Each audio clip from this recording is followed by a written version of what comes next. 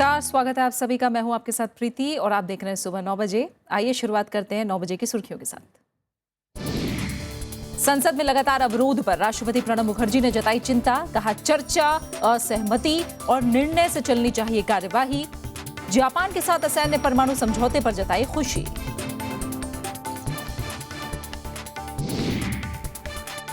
GST पर गतिरोध दूर करने के लिए सरकार की कोशिशें तेज। कांग्रेस नेताओं से मिलेंगे वित्त मंत्री अरुण जेटली। पाकिस्तान दौरे पर सुषमा स्वराज का आज संसद में बयान।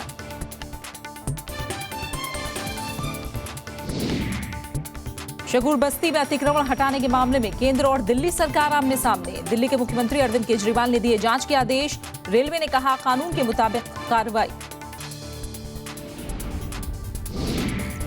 तमिलनाडु में भारी बारिश से मिली राहत। मौसम साफ रहने का अनुमान। आज से खुलेंगे स्कूल कॉलेज। छात्रों के लिए विशेष कैंप।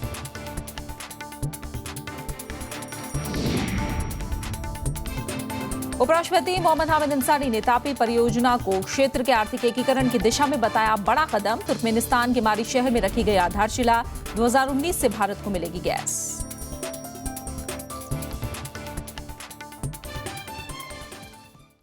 राष्ट्रपति प्रणब मुखर्जी ने संसद की कार्यवाही में लगातार बाधा पर चिंता जताई है। उन्होंने रविवार को कहा कि कार्यवाही रोकने की बजाय संसद चर्चा, असहमति और निर्णय से चलनी चाहिए। कलकत्ता विश्वविद्यालय शताब्दी हॉल में पूर्व प्रधानमंत्री जवाहरलाल नेहरू की याद में अपने संबोधन में उन्होंने संसद चलाने के लिए 3D का फॉर्मूला दिया। संसद, खासकर राज्यसभा की कार्यवाही के मद्देनजर राष्ट्रपति की टिप्पणी बेहद अहम है। इसके अलावा राष्ट्रपति ने भारत और जापान के बीच संपन्न असैन्य परमाणु सहयोग समझौते पर भी खुशी जाहिर की। उन्होंने कहा कि इससे पहले अमेरिका, रूस और कुछ अन्य देशों के साथ भी ऐसे समझौतों से भारत की ऊर्जा जरूरतों के पूरा होने के साथ साथ डीजल, कोयला जैसे संयंत्रों से होने वाला प्रदूषण रुकेगा। उन्होंने देश में परमाणु ऊर्जा शुरू करने में जवाहरलाल नेहरू के योगदान और दूरदृष्टि को भी याद किया।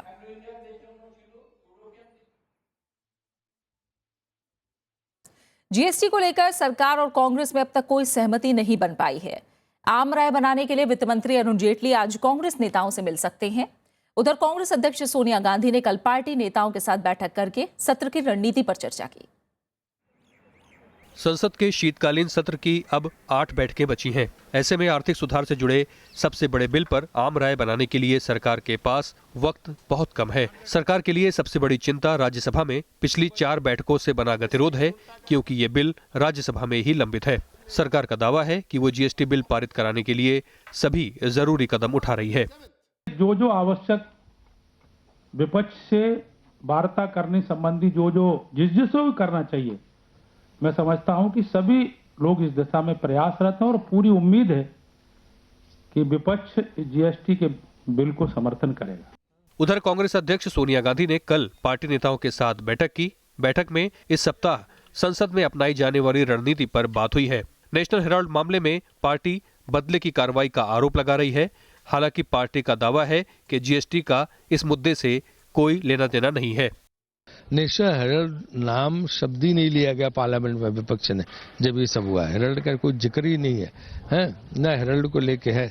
ये तो सिर्फ एक जो बदले की भावना की राजनीति, उसकी बात डे वन से की गई कि जो सत्ता पक्ष से जुड़े लोग हैं वो उन पे तो कुछ नहीं होता, जो विपक्ष से जुड़े लोग हैं उन पे कार्रवाई हो रही, सरकार उन्हें तंग कर रही। वाम दलों की मांग है कि सरकार को अपने प्रस्तावों के साथ राज्यसभा में आना चाहिए, क्योंकि बिल वही लंबित है। वहीं जेडीयू का कहना है कि जीएसटी के अलावा भी कई दूसरे अहम मुद्दे देश के सामने हैं। The GST Council, there is larger weightage for central government. That imbalance should be corrected. We have given, and it is for the government to come before the Rajya Sabha.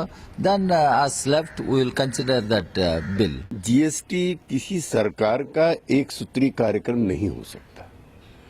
और भी महत्वपूर्ण बिल हैं। सरकार का जो too much emphasis है GST पर, वो भी आश्चर्यजनक। कांग्रेस ने जीएसटी बिल में 3 संशोधनों की मांग की है। पार्टी चाहती है कि जीएसटी की दर को बिल में शामिल किया जाए। हालांकि वित्त मंत्री अरुण जेटली इससे इनकार कर चुके हैं। Bureau report, Rajya Sabha TV. विदेश मंत्री सुषमा स्वराज पाकिस्तान के साथ समग्र वार्ता बहाली और अपने 2 दिनों के पाकिस्तान दौरे के बारे में आज संसद के दोनों सदनों में बयान देंगी। विदेश मंत्री ने ट्वीट करके बताया कि इस्लामाबाद यात्रा के बारे में राज्यसभा में 11 बजे और लोकसभा में 2 बजे बयान होगा। संसदीय कार्य मंत्रालय की विज्ञप्ति में कहा गया है कि विदेश मंत्री सुषमा स्वराज अपने 2 दिवसीय हालिया इस्लामाबाद यात्रा और भारत पाकिस्तान के बीच के संबंधों से जुड़े घटनाक्रम के बारे में दोनों सदनों में बयान देंगी। सुषमा स्वराज अफगानिस्तान संबंधी एक सम्मेलन में शामिल होने पाकिस्तान गई थी। इस्लामाबाद में विदेश मंत्री पाकिस्तान के प्रधानमंत्री नवाज शरीफ और विदेश मामलों पर उनके सलाहकार सरताज अजीज से मिले थे। इस्लामाबाद में ही दोनों देशों के बीच लंबे अरसे बाद समग्र वार्ता बहाली का फैसला हुआ था। इसी के बाद अब जनवरी में दोनों देशों के विदेश सचिव भी मिलने वाले हैं। लोकसभा में आज महंगाई को लेकर नियम 193 के तहत चर्चा होगी। सदस्य जरूरी सामान और खाने पीने की चीजों की बढ़ती कीमतों पर विचार रखेंगे। सांसद पी करुणाकरन और शंकर प्रसाद दत्ता चर्चा की शुरुआत करेंगे और बढ़ती महंगाई का मुद्दा सदन में उठाएंगे। दिल्ली के शकूर बस्ती में रेलवे की तरफ से करीब 1200 झुग्गियां गिराने पर केंद्र और दिल्ली सरकार आमने सामने हैं। अतिक्रमण हटाने के दौरान 6 महीने की एक बच्ची की मौत हो गई। मुख्यमंत्री अरविंद केजरीवाल ने मजिस्ट्रेट से जांच के आदेश दिए हैं और दोषी अधिकारियों के खिलाफ हत्या का मामला दर्ज करने का संकेत दिया है। शकूर बस्ती में रेलवे की जमीन पर रहने वाले ये लोग अब खुले में रहने को मजबूर हैं। पीड़ितों का आरोप है कि रेलवे पुलिस ने बिना कोई नोटिस दिए अतिक्रमण हटाने की कार्रवाई की। इसमें 6 महीने की एक बच्ची की जान चली गई। तो अब एक दिन का मोहलत मिलेगा किसी को, मान के चले रात भर का, तो रात भर में इंसान क्या कर सकता, कुछ भी नहीं कर सकता। और इसके भागदौड़ में मतलब की झुग्गी तोड़ने के कारण मेरी लड़की की मौत हो गई। मैंने इसको लेकर गया महावीर हॉस्पिटल, वहाँ उसने कहा जाके इस लड़की की डेथ हो चुकी। मुख्यमंत्री अरविंद केजरीवाल ने घटना पर गहरी नाराजगी जताई है। उन्होंने कहा कि इसके लिए रेलवे के अधिकारी जिम्मेदार हैं। दिल्ली सरकार ने पीड़ितों को खाना नहीं देने के लिए 2 एसडीएम समेत 3 अधिकारियों को भी निलंबित किया है। वेंकैया नायडू जी से भी लगातार बात चल रही थी। पॉलिसी, एक ड्राफ्ट पॉलिसी बन चुकी थी। सुरेश प्रभु जी से कई बार मनीष सिसोदिया ने जाके बात की थी और उन्होंने कहा था कि हम किसी भी हालत में आपसे बात किए बिना कोई झुग्गी नहीं तोड़ेंगे। अभी रात को 11:30 बजे मैंने सुरेश प्रभु जी को फोन किया तो वो भी शॉक थे। उन्होंने कहा मुझे इसके बारे में कोई आइडिया नहीं है किसने झुग्गी तोड़ी है। रेलवे ने इन आरोपों से इनकार किया है। रेलवे का दावा है कि अतिक्रमण की कार्रवाई शुरू होने से पहले ही बच्ची की मौत हो गई थी। 12 बजे के करीब उन्होंने क्लियरेंस दिया कि आप इंक्रोचमेंट रिमूवल की जो टीम्स जो वहां पे धीरे धीरे इकट्ठी हो रही थी कि अब आप इंक्रोचमेंट जो है रिमूवल आप कर सकते हैं। So therefore the death of the child and the encroachment removal are not interconnected, क्योंकि उस बच्चे की डेथ तो पहले कितने बजे हो चुकी होगी वो तो पोस्टमार्टम बताएगा, पर जो पता चला वो 10 बजे के करीब पुलिस को पता चला और वो उनकी डायरी के अंदर एंटर्ड है, विच कैन बी चेक्ड। राजनीतिक दलों के नेताओं ने भी घटनास्थल का दौरा करके पीड़ितों से मुलाकात की। जब भी कभी भी इस प्रकार की बातें होती थी, कांग्रेस पार्टी के शासनकाल के दौरान कभी भी इस प्रकार की बर्बरता नहीं हुई। एक बच्चे की मौत यहाँ पर हो गई है और एक व्यक्ति बहुत सीरियस रूप से यहाँ पर घायल है और हजारों लोग यहाँ पर बेघर होकर के इधर सारी की सारी रात ठंड के अंदर पड़े हुए हैं। मुझे लगता नहीं बिल्कुल भी कि आप एसडीएम को अगर आप बर्खास्त कर रहे हैं, क्योंकि अगर कुछ कोताही बरती गई वाकई में, एक तो पूरी इंक्वायरी करें, पूरी तरह से समझकर मामले को, तब आप बर्खास्त करें, क्योंकि फिर ये एक वेंडेटा टाइप की चीज बन जाती है कि मुझे किसी तरह से दिखाना है दुनिया को। पुलिस ने अब तक कोई मामला दर्ज नहीं किया है। पुलिस के मुताबिक बच्ची की मौत कपड़ों का गट्ठर गिरने से हुई। ये वाकया तब हुआ जब बच्ची के माता पिता झुग्गी से अपना सामान समेट रहे थे। रविंद्र सिंह शरण, राज्यसभा टीवी। तमिलनाडु में आज से स्कूल कॉलेज दोबारा खुल रहे हैं। भारी बारिश के बाद चेन्नई, कुडलूर, कांचीपुरम और तिरुवल्लुर में शिक्षा संस्थान बंद थे। शिक्षा विभाग आज से अगले 15 दिनों के लिए विशेष कैंप लगा रहा है। इसमें छात्र अपने प्रमाण पत्र फिर बनवा सकेंगे। राज्य के ज्यादातर हिस्सों में राहत का काम तेज हो गया है। मौसम विभाग ने कहा है कि राज्य में भारी बारिश का खतरा टल गया है। वहीं राज्य के दक्षिणी जिलों कन्याकुमारी, त्रिपुर और तिरुनवेली में हालात धीरे धीरे सामान्य हो रहे हैं। इन जिलों में भी भारी बारिश से हालात खराब हैं। हालांकि थेनी जिले में नदियां उफान पर हैं और किसी भी स्थिति से निपटने के लिए सेना को तैयार रखा गया है। इन जिलों में एनडीआरएफ के 100 से ज्यादा जवान भी राहत के काम में लगे हैं। प्रधानमंत्री नरेंद्र मोदी आज से 2 दिन के केरल दौरे पर जा रहे हैं। प्रधानमंत्री बनने के बाद राज्य का ये उनका पहला दौरा है। प्रधानमंत्री आज त्रिशूर में बीजेपी की रैली को संबोधित करेंगे। मंगलवार को प्रधानमंत्री INS विक्रमादित्य पर तीनों सेनाओं के कमांडरों के साझा कॉन्फ्रेंस को संबोधित करेंगे। इसके बाद वो कोल्लम में पूर्व मुख्यमंत्री और कांग्रेस नेता आर शंकर की प्रतिमा का अनावरण करेंगे। ये कार्यक्रम बीजेपी की सहयोगी SNDP योगम कर रही है। इस कार्यक्रम को लेकर विवाद हो गया है। आयोजकों ने मुख्यमंत्री ओमन चांडी को निमंत्रण नहीं भेजा है। कांग्रेस ने इसे मुख्यमंत्री का अपमान बताया है। वहीं SNDP का कहना है कि आधिकारिक कार्यक्रम नहीं है। कांग्रेस ये मुद्दा संसद में भी उठा सकती है। दिल्ली वापस लौटने से पहले प्रधानमंत्री मुख्यमंत्री ओमन चांडी और उनके मंत्रिमंडल सहयोगियों से मुलाकात करेंगे।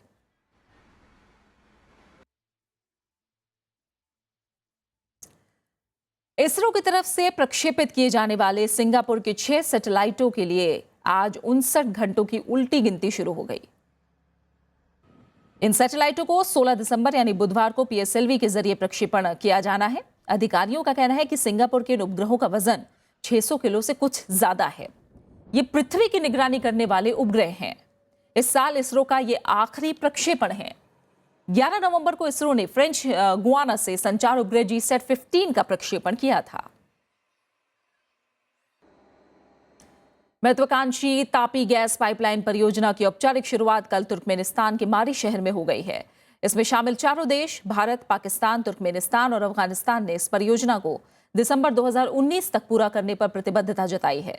इस मौके पर उपराष्ट्रपति मोहम्मद हामिद अंसारी ने कहा कि परियोजना से दक्षिण और मध्य एशिया की अर्थव्यवस्था के एकीकरण में मदद मिलेगी। उन्होंने परियोजना में भारत के रचनात्मक और सहयोगात्मक योगदान का वादा भी किया। तुर्कमेनिस्तान के मारी शहर में रविवार को इस समारोह में तापी गैस पाइपलाइन परियोजना की आधारशिला रखी गई। उपराष्ट्रपति मोहम्मद हामिद अंसारी के अलावा पाकिस्तान के प्रधानमंत्री नवाज शरीफ, अफगानिस्तान के राष्ट्रपति अशरफ गनी, तुर्कमेनिस्तान के राष्ट्रपति गुरबांगुली बर्दी मोहम्मदोव इसमें शामिल हुए। उपराष्ट्रपति ने कहा कि इस परियोजना की सफलता के लिए चारों देशों को मिलकर काम करना होगा। Even as we celebrate the progress we have made on TAPI so far, we must be aware of the challenges that lie ahead. We must work together with resolve to ensure that negative forces inimical to the success of the project are addressed in an appropriate manner. Pakistan के प्रधानमंत्री नवाज शरीफ ने भी तापी परियोजना की कामयाबी के लिए अपनी प्रतिबद्धता दोहराई और इसे समय पर पूरा होने की उम्मीद जताई।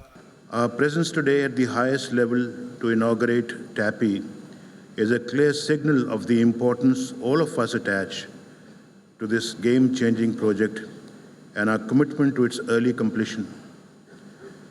I would also like to congratulate the leadership of Afghanistan and India for their commitment to making this project a success. Afghanistan के राष्ट्रपति अशरफ गनी ने बताया कि चारों देश गैस पाइपलाइन के साथ भविष्य में ऑप्टिकल फाइबर केबल के जरिए जुड़ेंगे। इसके अलावा बिजली लाइन भी शुरू करने पर सहमति बनी है। TAPI is the beginning of a cluster approach to infrastructure. First comes the gas pipeline, but the discussions that we have had among four of us is resulting in an agreement that TAPI will be accompanied by fiber optic network as well. 1815 kilometre लंबी Tapi gas pipeline की औपचारिक शुरुआत pipe की welding करके की गई। इसके बाद चारों नेताओं ने पाइपलाइन पर अपने हस्ताक्षर भी किए। यही वो तापी गैस परियोजना की पाइपलाइन जो तुर्कमेनिस्तान के इस्माइली शहर से अफगानिस्तान और पाकिस्तान होते हुए भारत में पंजाब के फजीलका शहर तक जानी है। उपराष्ट्रपति मोहम्मद हामिद अंसारी समेत चारों देशों के प्रतिनिधियों ने इस पाइपलाइन को न सिर्फ चारों देशों के करोड़ों लोगों की ज़िंदगी में बदलाव की मुख्य कड़ी बताया है, बल्कि आने वाले समय में इससे ऑप्टिकल फाइबर और बिजली समेत कई और ज़रूरतें भी करोड़ों लोगों की पूरी हो सकेंगी। उपराष्ट्रपति मोहम्मद हामिद अंसारी ने इस परियोजना की औपचारिक शुरुआत के वक्त अपने हस्ताक्षर किए और पूरी उम्मीद जताई कि ये पाइपलाइन करोड़ों लोगों की ज़िंदगी में बड़े बदलाव लाएगी। सरोज कुमार दास के साथ तुर्कमेनिस्तान से संदीप शुक्ला, राज्यसभा टीवी। फिलहाल एक छोटे से ब्रेक के लिए रुक रहे हैं और ब्रेक के बाद दिखाएंगे पहाड़ों पर बर्फबारी से बढ़ी ठंड।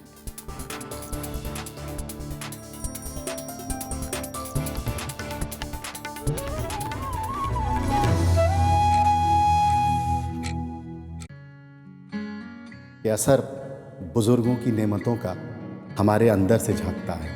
पुरानी नदियों का मीठा पानी नए समंदर से झांकता। कलम जिसमें बसते हैं रिश्ते। जब मैंने आंखें खोली तो एक घर की जो फिजा थी, वो मुझे ये नहीं पता था कि निसार भाई कुछ अलग हैं और मैं अलग हूँ।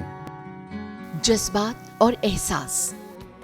सारे वो लोग हैं जो शायद जिंदगी में नहीं होते, तो जिंदगी नहीं होती, या मैं जिंदगी में यहाँ नहीं होता। मिलिए शख्सियत में मशहूर व मारूफ शख्सियत आलोक श्रीवास्तव से, सिर्फ राज्यसभा टीवी पर।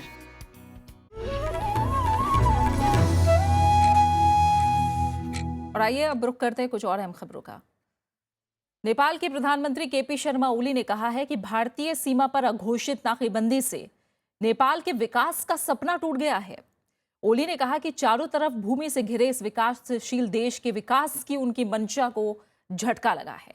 उन्होंने इसके लिए भारत के साथ होने वाले सीमा कारोबार पर नाकेबंदी और अप्रैल में आए भीषण भूकंप को बड़ा कारण बताया है। ओली ने कल बलुवाटार में अपने आधिकारिक आवास पर शिक्षाविदों से नेपाल अकादमी की वार्षिक प्रगति रिपोर्ट के बारे में चर्चा करते हुए ये बात कही। मीडिया रिपोर्ट्स के मुताबिक ओली ने कहा है कि घटनाओं की वजह से सिर्फ जानमाल और आर्थिक ही नहीं, सामाजिक तौर पर काफी नुकसान पहुंचा है, जिसकी भरपाई में लंबा वक्त लगेगा।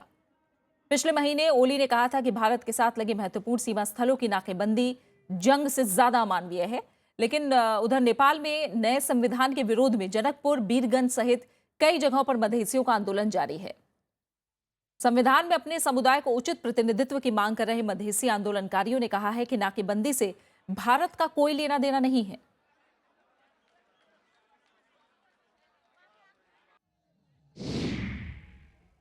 विभिन्न खाद्य वस्तु लगायत पेट्रोलियम सब का अभाव खड़कता है और इसको अघोषित रूप से सरकार प्रचार प्रसार कर रहा है कि भारतीय नाकाबंदी है, जो नहीं है। खास करके ये हम लोगों का आंदोलन का ही प्रभाव है और जब तक आंदोलन का मांग 8 बजे समझौता जो किया हुआ है तो पूरा नहीं होता है, तब तक हम लोग आंदोलन में रहेंगे।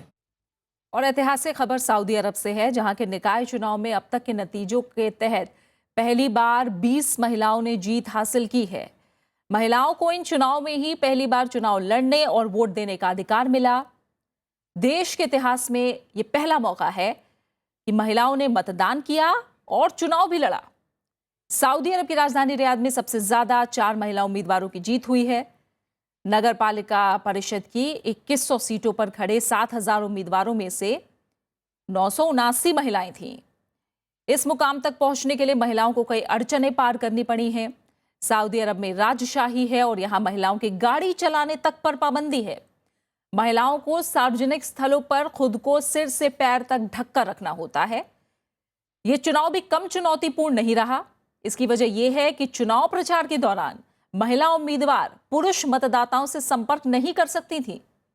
लैंगिक विकलाव के इस कानून के तहत सऊदी अरब में पुरुष और महिला मतदाताओं ने अलग अलग मतदान केंद्रों पर मतदान किया था, लेकिन अब चुनाव में जीती इन महिलाओं को बदलाव की उम्मीद है।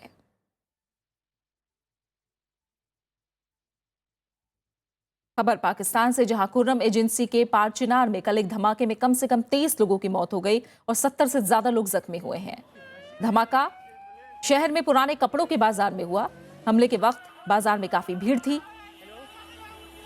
पुलिस ने हमले के आरोप में 2 लोगों को हिरासत में लिया है। पुलिस के मुताबिक बम में 35 किलो तक विस्फोटक था। लश्कर-ए जंगवी ने धमाके की जिम्मेदारी ली है। आतंकी संगठन ने और हमलों की चेतावनी दी है। ये इलाका उत्तरी वजीरिस्तान से सटा है। सेना यहां पाकिस्तान तालिबान के खिलाफ अभियान चला रही है।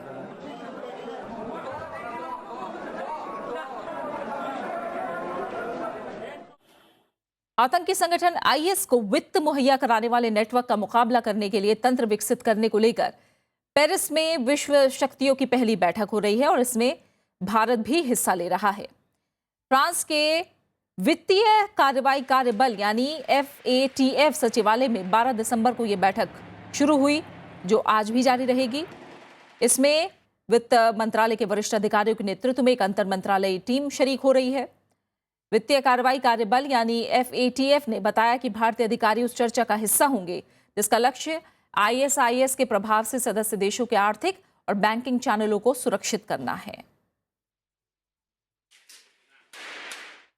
दुनिया भर के नेताओं ने वैश्विक तापमान में बढ़ोतरी रोकने के लिए शनिवार को पेरिस में हुए ऐतिहासिक समझौते का स्वागत किया है।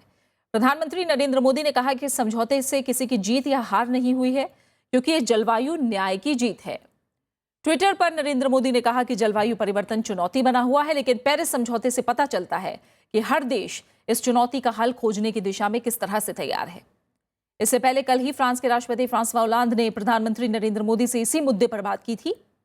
अमेरिकी राष्ट्रपति बराक ओबामा ने समझौते को पृथ्वी को बचाने का बेहतरीन अवसर बताया। इसके अलावा जलवायु से जुड़े वैज्ञानिकों ने भी समझौते का स्वागत करते हुए इसे महत्वपूर्ण राजनीतिक प्रगति कहा है, लेकिन वैज्ञानिकों ने चेतावनी दी है कि समझौते में समस्या के मुख्य कारण ग्रीन हाउस गैस उत्सर्जन में कटौती की व्यापक रूपरेखा का अभाव है। इस समझौते के कारण विकसित देशों की जिम्मेदारियां और सभी देशों में किस प्रकार से आगे का रोड मैप होगा, कैसे हम ऊर्जा के क्षेत्र में एक अच्छी ऊर्जा, साफ सुथरी ऊर्जा की तरफ जाएं, उसकी दिशा इस पेरिस के समझौते से दी गई है। एनजीटी के आदेश के बाद दिल्ली में डीजल गाड़ियों के रजिस्ट्रेशन पर रोक लगा दी गई है। आदेश के मुताबिक अब 6 जनवरी तक दिल्ली की सड़कों पर नई डीजल गाड़ियां नहीं उतरेंगी। एनजीटी के इस फैसले का असर भी दिखने लगा है। खरीदार से लेकर कार विक्रेता इस फैसले को लेकर दुविधा में हैं। दिल्ली में बढ़ते प्रदूषण पर एनजीटी के फैसले का असर दिखना शुरू हो गया है। नई डीजल कारों की बिक्री बंद हो गई है। लोग इस फैसले से नाराज हैं। वहीं कार विक्रेता इस फैसले को लेकर दुविधा में हैं।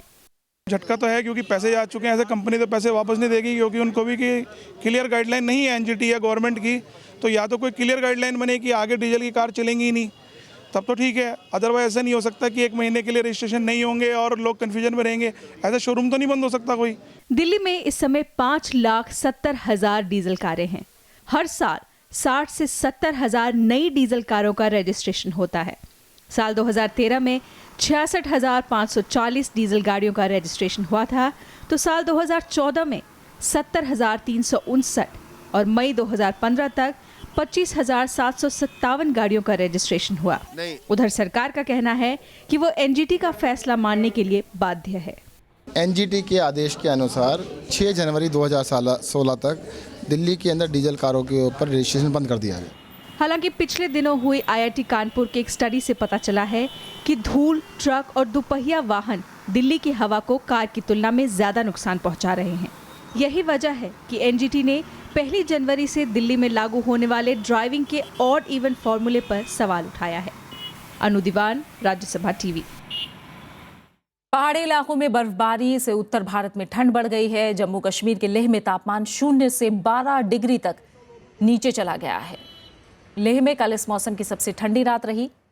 श्रीनगर में भी रविवार को मौसम की पहली बर्फबारी हुई। हिमाचल प्रदेश के लाहौल स्पीति में भी हार्ड कपा देने वाली ठंड है। यहाँ तापमान 0 से करीब 5 डिग्री नीचे है। उत्तर भारत में सर्द हवाएं चल रही हैं। हरियाणा और पंजाब में भी ठंड बढ़ने लगी है। नारनौल में तापमान गिरकर 2.5 डिग्री पर पहुंच गया है। अमृतसर में भी तापमान 6 डिग्री रहा। राजधानी दिल्ली में कल तापमान गिरकर 6.8 डिग्री पर पहुंच गया। शनिवार के मुकाबले तापमान में अचानक 5 डिग्री की गिरावट आई है।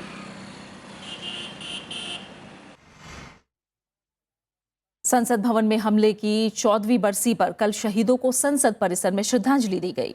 प्रधानमंत्री नरेंद्र मोदी सहित अलग अलग राजनेताओं ने 13 दिसंबर को आतंकी हमले में शहीदों को श्रद्धा सुमन अर्पित किए। 13 दिसंबर 2001 को हुए इस आतंकी हमले को अंजाम देने वाले 5 आतंकी मारे गए थे, जबकि हमले में 10 लोग शहीद हुए थे।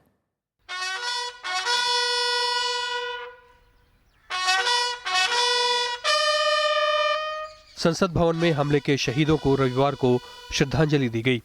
13 दिसंबर 2001 को लश्कर ए तैयबा और जैश ए मोहम्मद के 5 हथियारबंद आतंकियों ने संसद पर हमला किया था। इसमें दिल्ली पुलिस के 5 सुरक्षाकर्मी नानक चंद, रामपाल, ओम प्रकाश, विजेंद्र सिंह और घनश्याम और केंद्रीय रिजर्व पुलिस बल की एक महिला कांस्टेबल कमलेश कुमारी के साथ संसद सुरक्षा के 2 सुरक्षा सहायक जगदीश प्रसाद यादव और माधवर सिंह नेगी शहीद हो गए थे। इस हमले में एक माली और एएनआई एजेंसी का एक कैमरामैन भी शहीद हो गया था। प्रधानमंत्री नरेंद्र मोदी, लोकसभा अध्यक्ष सुमित्रा महाजन, कांग्रेस अध्यक्ष सोनिया गांधी और वरिष्ठ बीजेपी नेता लालकृष्ण आडवाणी समेत विभिन्न दलों के नेताओं और संसद भवन के कर्मचारियों ने भी शहीदों के बलिदान को याद किया। 9 शहीदों को हम श्रद्धांजलि अर्पित करते हैं और उनके जो फैमिली मेंबर्स हैं उनके साथ अपनी पूरी सहानुभूति करते हैं। आतंकवाद के खिलाफ देश लगातार लड़ रहा है और उसमें जिन जिन लोगों ने शहादत को पाया उनमें आज का यह जो प्रसंग है वह विशेष रूप से उनकी ओर ध्यान दिलाता है। 13 दिसंबर 2001 को संसद की कार्यवाही स्थगित होने के थोड़ी देर बाद दोपहर करीब 11:30 बजे के करीब 5 आतंकियों ने हमला बोल दिया था। इस हमले की साजिश रचने वाले अफजल गुरु को 9 फरवरी 2013 को फांसी दे दी गई थी। प्रणब गोस्वामी, राज्यसभा टीवी। गृह मंत्री राजनाथ सिंह ने भारतीय सिनेमा के महान अभिनेता दिलीप कुमार को कल मुंबई स्थित उनके आवास पर पद्म विभूषण पुरस्कार दिया। 93 वर्षीय अभिनेता दिलीप कुमार खराब स्वास्थ्य के चलते पुरस्कार लेने राष्ट्रपति भवन नहीं जा पाए थे। इसी के चलते उनके आवास पर ही सम्मान समारोह आयोजित किया गया। राजनाथ सिंह ने कहा कि दिलीप कुमार के भारत में ही नहीं बल्कि पूरी दुनिया में कद्रदान है। दिलीप कुमार आज उन गिने चुने कलाकारों में हैं जिन्होंने आजादी के पहले भी फिल्मों में बेहतरीन अभिनय किया था। इस मौके पर महाराष्ट्र के मुख्यमंत्री देवेंद्र फडणवीस और राज्यपाल सी विद्यासागर राव भी मौजूद थे।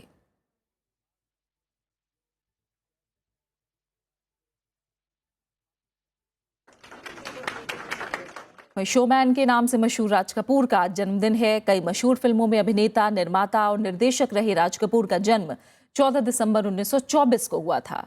उनकी अभिनीत फिल्में आज तक देशी विदेशी सिने प्रेमियों के मानस पटल पर अंकित हैं। राज कपूर ने बरसात, श्री 420, चोरी चोरी, जिस देश में गंगा बहती है, मेरा नाम जोकर, धर्म करम और संगम जैसी सुपरहिट फिल्मों में काम किया। फिल्मों में उनके योगदान के लिए 1971 में उन्हें पद्म भूषण और 1987 में दादा साहब फाल्के पुरस्कार से नवाजा गया। राज कपूर हिंदी सिनेमा जगत का वो नाम है जो पिछले 8 दशकों से फिल्मी आकाश पर जगमगा रहा है और आने वाले कई दशकों तक भुलाया नहीं जा सकेगा। ओ महबूबा, तेरे दिल के पास ही है मेरी मंजिल मकसूद, तेरे दिल के पास ही है मेरी मंजिल मकसूद। वो कौन सी महफिल है जहाँ तू नहीं मौजूद, एक दिन बिक जाएगा माटी के मोल, जग में रह जाएंगे प्यारे तेरे बोल। और फिलहाल इस बुलेटिन में इतना ही। आखिर में एक नजर हेडलाइंस पर। संसद में लगातार अवरोध पर राष्ट्रपति प्रणब मुखर्जी ने जताई चिंता। कहा चर्चा और सहमति और निर्णय से चलनी चाहिए कार्यवाही। जापान के साथ असैन्य परमाणु समझौते पर जताई खुशी। जीएसटी पर गतिरोध दूर करने के लिए सरकार की कोशिशें तेज। कांग्रेस नेताओं से मिलेंगे वित्त मंत्री अरुण जेटली। पाकिस्तान दौरे पर सुषमा स्वराज का संसद में बयान। चकुर बस्ती में अतिक्रमण हटाने के मामले में केंद्र और दिल्ली सरकार आमने सामने। दिल्ली के मुख्यमंत्री अरविंद केजरीवाल ने दिए जांच के आदेश। रेलवे ने कहा कानून के मुताबिक कार्रवाई। तमिलनाडु में भारी बारिश से मिली राहत। मौसम साफ रहने का अनुमान। आज से खुलेंगे स्कूल कॉलेज। छात्रों के लिए विशेष कैंप।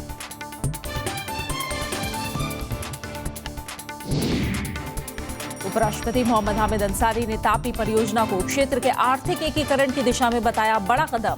तुर्कमेनिस्तान के माली शहर में रखी गई आधारशिला। 2019 से भारत को मिलेगी गैस।